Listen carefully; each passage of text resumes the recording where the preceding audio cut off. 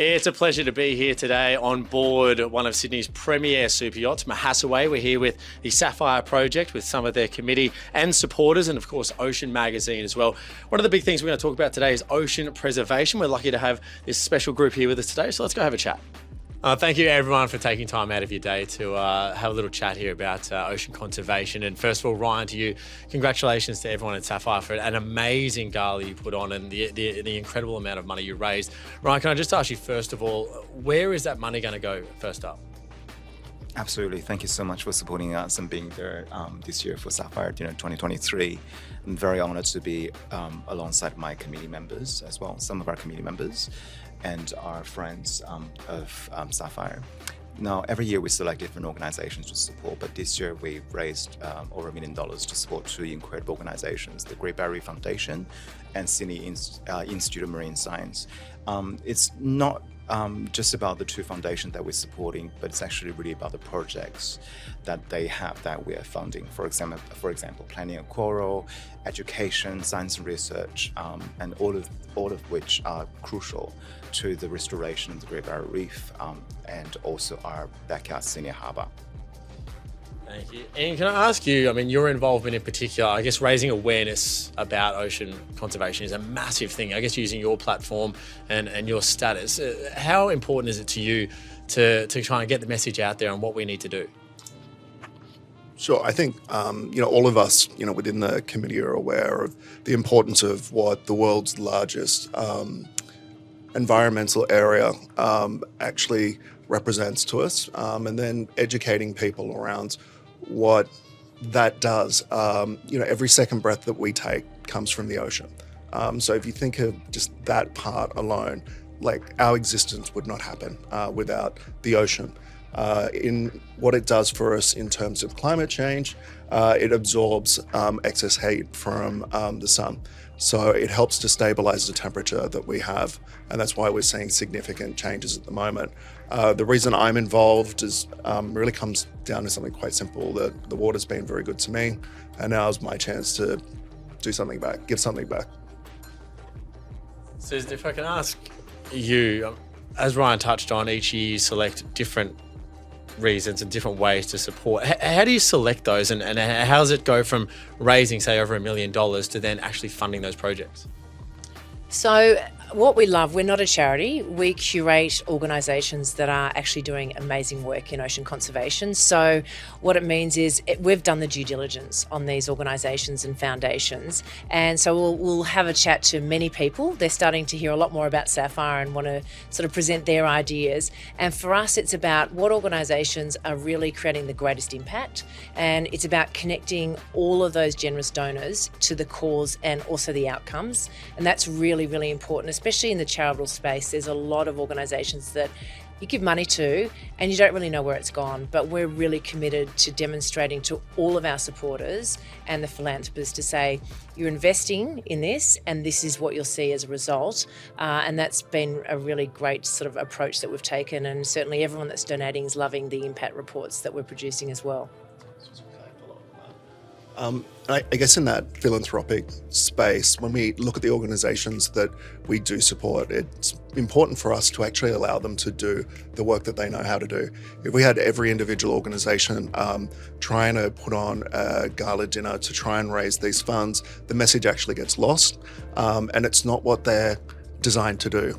They aren't people that can fundraise. So that's kind of the role that we play, and we get to go through what are some of the most innovative projects that we have in this country, whether it's looking at speeding up the evolution of coral so it has a greater chance of survival on the reef, using different species that are from greater depths that have adapted to different temperatures, all of those things. And then in the philanthropic space, it's being able to connect people, because if you can't see what's going on, if you don't know that there is actually hope, you can get lost in this as well. And that's what we want to reassure people. There are things being done. It isn't too late to do something about the reef, and that you can contribute to what is the best work that is happening for the future, and the responsibility that we have, especially in this country. Can I inspiring us all. It's also nice to have the younger generations come through, which what we've seen with the committee. It's really nice to have younger people come through and younger philanthropists come through, which is really lovely. So it's the younger people who've got to look for the vision and see what's happening in the future. And obviously ocean conservation is something we all need to think about. 2% of all philanthropic funds in the world, that's all that goes to ocean conservation currently. So we're hoping to change that. And look, we're all grabbed at the microphone because Ian made some Ian set us off. But that point, which is that it is the most underfunded when it comes to philanthropy, when it comes to any investment in the charitable sector. And you think about the fact that, as Ian said, every second breath we take comes from the oceans. It's just so important. But breaking all that down, it's often these organisations, it's very scientific. So back to Ian's point, sort of, really peeling that back and making it easy for people to understand what's going on, what can be done, and then let these organisations go and do what they do best, and then let us raise the money for them. So it's really fantastic. Yeah.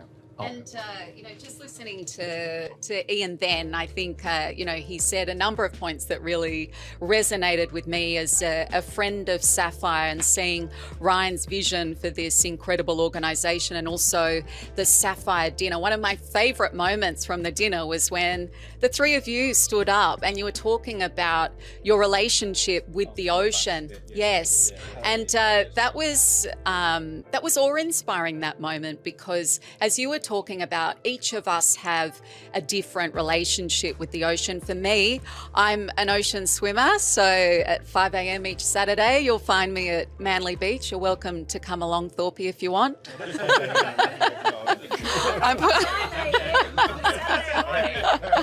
I've put you on the spot now, haven't I? But, but that's the thing, having a connection with the water, it's something that we shouldn't take for granted. And on that night, that was in abundance, that sense of connection to each other, but also a call to action for each of us to consider that, because I don't think a lot of people have an awareness about that. But through this organisation, something really special is being created. Thank you. Do you want to go? Yes, I just want to add what Ian, Susan, everyone said before. I think Sapphire is a platform. Essentially, we're connecting the philanthropic community to the incredible organizations doing the great work.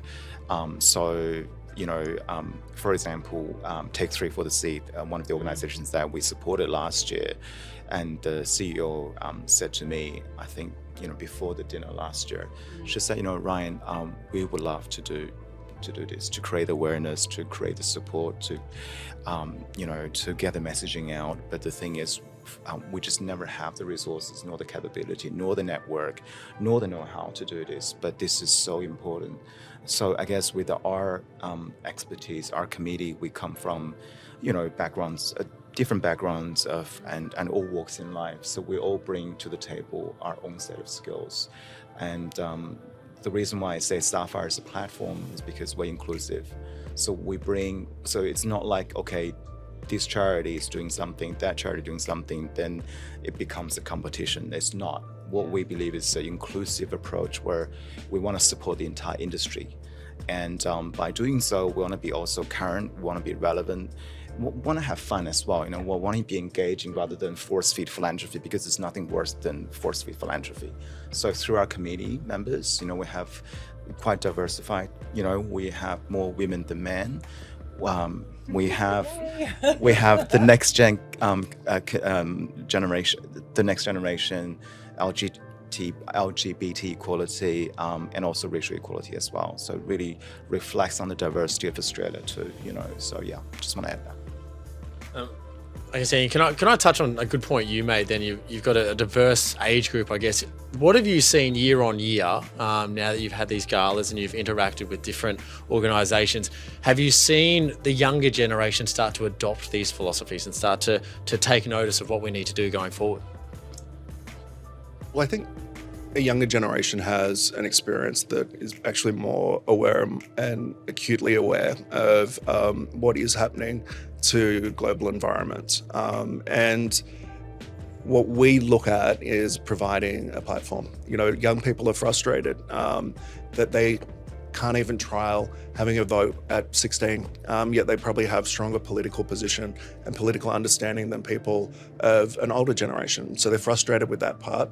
And most of the decisions that are being made right now are going to have the greatest impact on their generation. So it's reasonable that for us to actually be looking at, well, this isn't just our future, this is the future of people that are in their teens perhaps at this stage, that are doing incredible things and extraordinary things. And if we can give them that platform that we were talking about to be able to make a contribution with us, it's even better. And that means that we've been able to connect them through our network and to the best people in the world that are working on this. Can you just tell us a little bit about what brought you together and how the Sapphire ignited, really?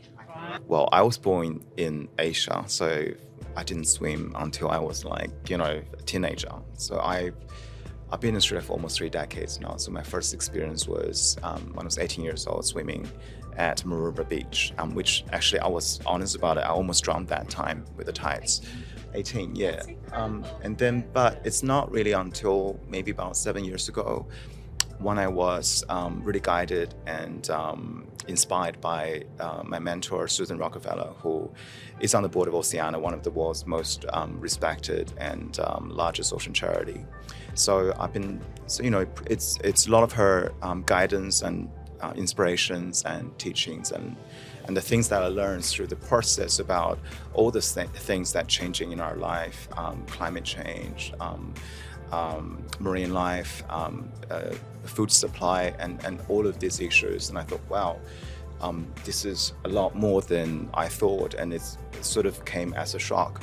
And then we had the COVID, we had the lockdowns, and so you know what do you do when you have lockdowns? You just, because I live by myself, so I just usually, so just sit there. You have all the time. You just think about a lot of things, and then I thought, we have many different charity organizations in Australia. They're all very important for different causes, of course.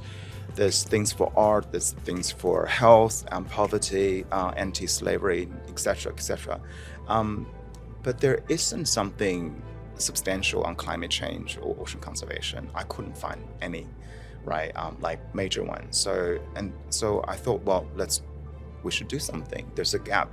And then one of our committee members, Claire Answorth Herschel, actually organized a lunch when we were a lot together, in person. And that lunch is actually about conservation. So we had some of our friends attended the lunch, and actually Take 3 for the Sea, the CEO, Sarah Beard, back then, she attended lunch too. So after the lunch, I just thought, you know what, we have some really amazing friends here, and we should be able to do something and create something together, and really to fill this gap, to create that awareness of ocean conservation, create awareness of climate change, and also create awareness of all these incredible organizations who have been doing so much incredible work, but they need the support and they need that awareness, from the general public. So that's how Sapphire Project came about. Yes, it was truly visionary. So can you tell us about the hours that you poured in and the process that went into a night like that? Because it was special.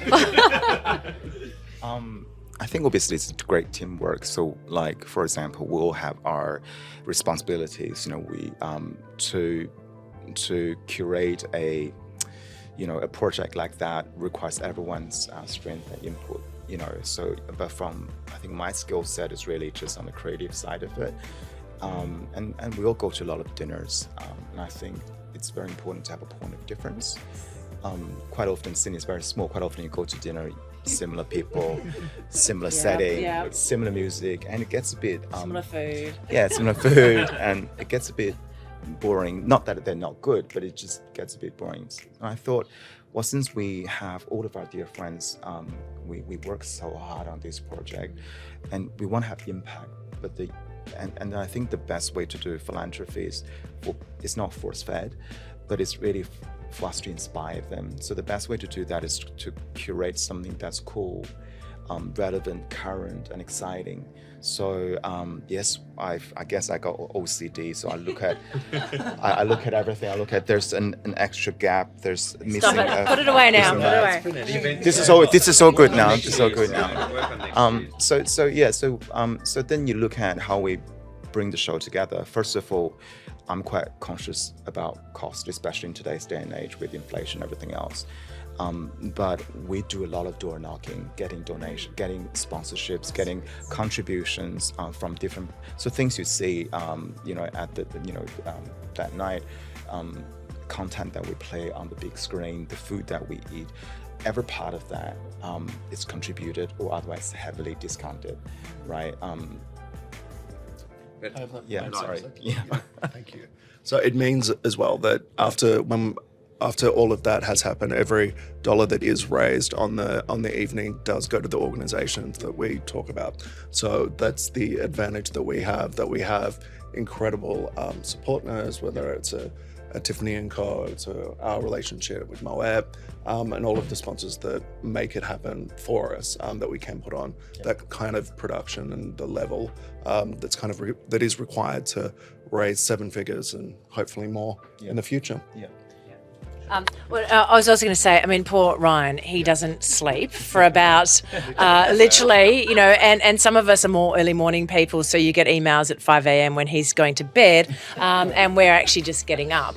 But also, I mean, you look at the content, and everyone came away from that event saying this was an absolutely incredible event. But when you think about what we're inspired by, which is our ocean, the content was just the ocean, and it was just, and that is the beauty. We forget it's what we're trying to protect is this beauty. And I remember going to the Great Barrier Reef when I was younger, and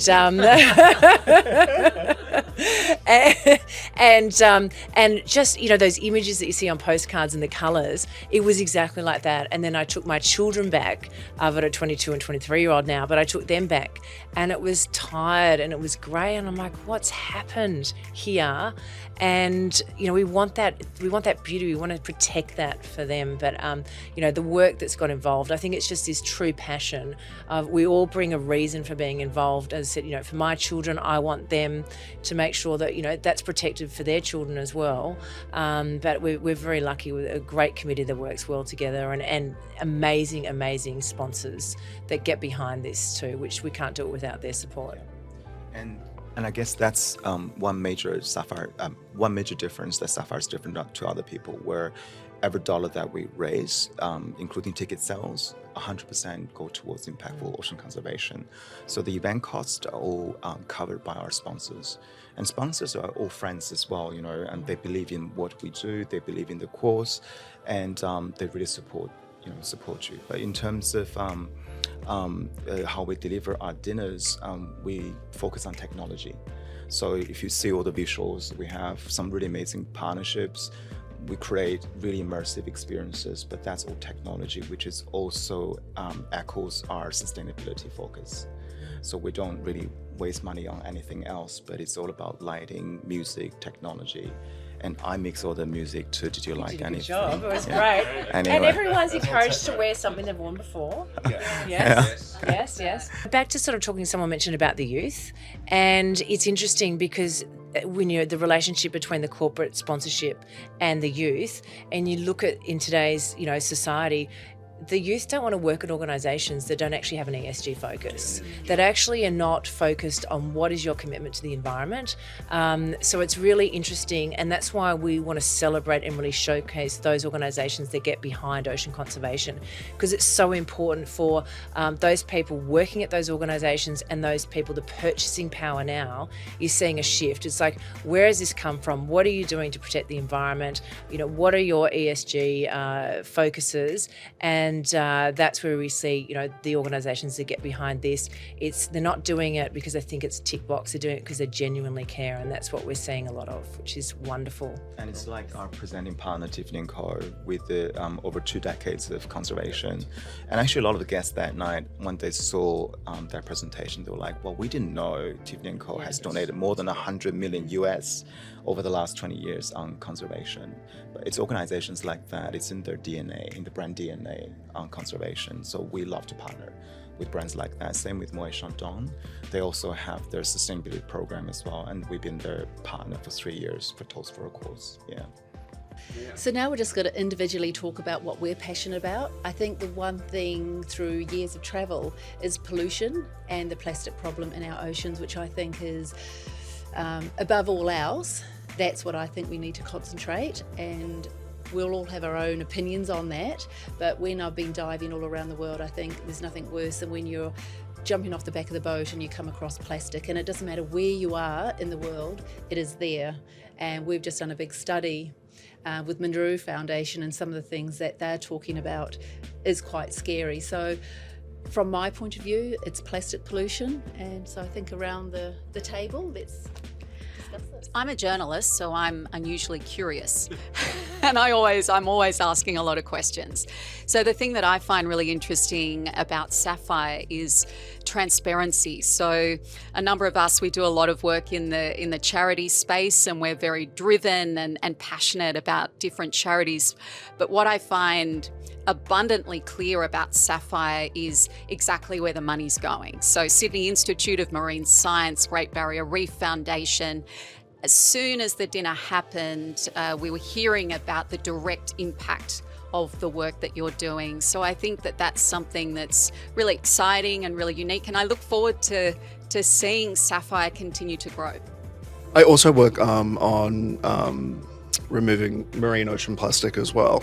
So it is one area that I focus on, and it's a very good way of connecting people because you realize the impact that you have, and you can have each day in the choices that you make, and you can instantly empower yourself to be part of that solution.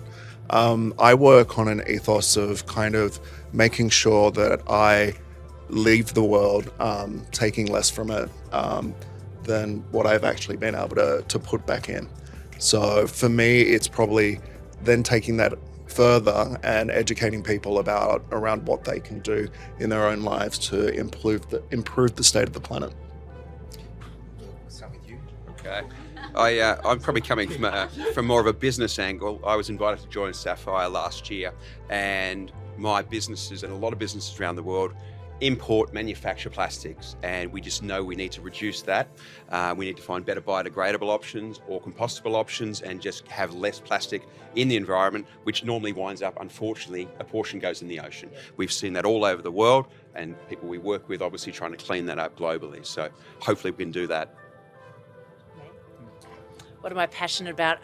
Look, we say that we want to educate, unite and inspire. And so I'm really passionate about seeing this movement take, really just get legs. I think it's something that we're only seeing and having conversations about now. There's been these organisations doing incredible work for so long. So I'm so excited about what the future looks like. Personally, I have my little favourite animals of the ocean, the seahorses and leafy sea dragons. And the sea lions. The sea lions are my obsession. I got to swim with them. Everyone's laughing, but I got to swim with them this year. They are like swimming with a whole lot of Labradors in the sea. You have no idea. It's like I just get all gooey just thinking about it. It's the best experience I've ever had. Sorry, children. I do. I'm like, okay, I love these more than my children, but they're also endangered. And that is an absolute tragedy. So for me, the idea that we can actually make sure that these species, because we don't see them every day, we protect them. They're just as important as things like our koalas. So the little sea lions or big sea lions, we just have to do everything to protect them.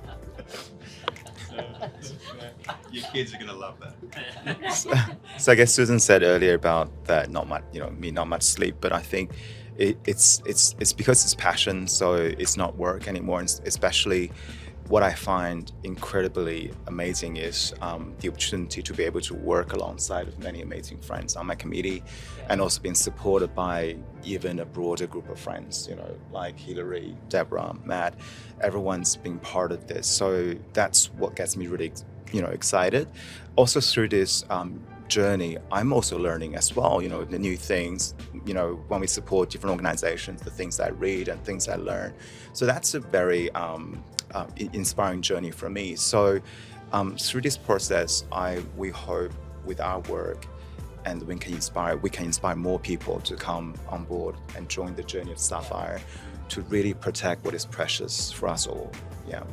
I think the best thing for me is seeing the work that Ryan and all of you do is, I guess, and you touched on it earlier, and that's why I asked that question, was seeing the younger generation. I have a lot of friends. I've got a sister who's 30 years old, and Ian, you said it, that they want to help, they just don't have a way to do it. So I think the biggest thing for me was having your organisation be so transparent about none of the money from that night goes to the event. It all goes to those organisations that you have. And that is honestly one of the biggest things I find young people want to know. They don't want to know, okay, is there a portion of that money going somewhere else? We want to know that every dollar we donate is going to what we want to save. So I think that's the most impressive thing for me about the work that you guys do. And honestly, I thank you for all of that, because it makes a massive difference. And I hope the next 2, 3, 4, 5 years are even bigger and better for all of you. I was struck like you were with the recent discovery. It's only the past couple of months that they've discovered that plastic is actually airborne as well. And in fact, we're breathing a credit card of plastic each month, each person. Wow. And when I think about that as a mum with 2 kids, I don't want that for them. I don't want the air that they breathe to be hazardous.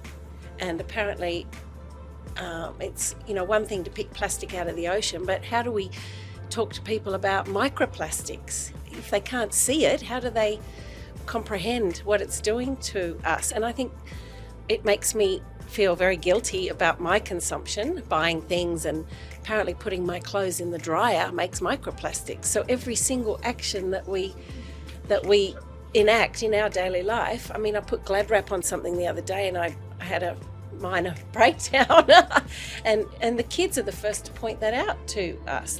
You have to get something other than Glad wrap, mummy. For everyone, what they do is single-use plastics, try and get rid of them, but out of the single-use ones, Glad wrap is probably the most difficult. But there are some that you can buy. There's the beeswax options, but if you want to go another step further, you can actually have them made out of mushrooms. Works exactly the same, and that's all you need to use. Absolutely works exactly the same. It's an Australian made, that's right. It comes in a dispenser, you can refill it. That's all you have to do if you want to give up Glad wrap. So there are simple things. It's 87% of all plastic that has been produced has not been recycled. And we're finding plastic in the ocean from its very inception. Like, that's how old it is, that's how far it goes back. In terms, if you want to educate people around microplastics that they're consuming, not only from the ocean, but from the air, is to have them have a blood test for it. And there is no safe amount of plastic that is supposed to be in your bloodstream. That is how you can make people aware. Okay, and just finally, I'd love to know, after the success of this year, 2024, what's going to happen and what are going to be the main things you're going to be targeting? Obviously, our work only just started. This is our 2nd year, and there's still a long way to go. So we got to, keep learning and keep adjusting to make it more impactful. What we're gonna, I think, without giving it too much, but what we're looking at is going international a little bit. Because this year we actually had some of my friends from Singapore came over, and they actually said, Ryan, you should bring this to Singapore, because obviously Singapore is Asia's financial center, and we have some really amazing friends there, big philanthropy families. So we thought, okay, we want to bring Sapphire to Singapore. We want to look at supporting Southeast Asia waters like Malaysia, Indonesia, Thailand, the Philippines, etc., because that's all in our neighborhood, right? And also potentially we want to look at going to America as well, New York. I think, in that way we can start building a global movement to protect what is precious. And also with the audience of Ocean Magazine, a lot of them are yacht owners. The yachts obviously thrive in the ocean, and we need to have more people coming on board Sapphire or ocean conservation to really make an impact together. Just to add to that, I think if you consider this to be your playground, you have that privilege. I think you also have the responsibility to maintaining it and making sure it is in its best state, so that we can all enjoy it. Okay, thank you all once again for speaking today. It's an incredible cause, and you've all done a tremendous job this year. Ryan, I hope you can actually get some sleep over the next 12 months. And I wish everyone all the best to continue doing the outstanding work that you do. Thank you again.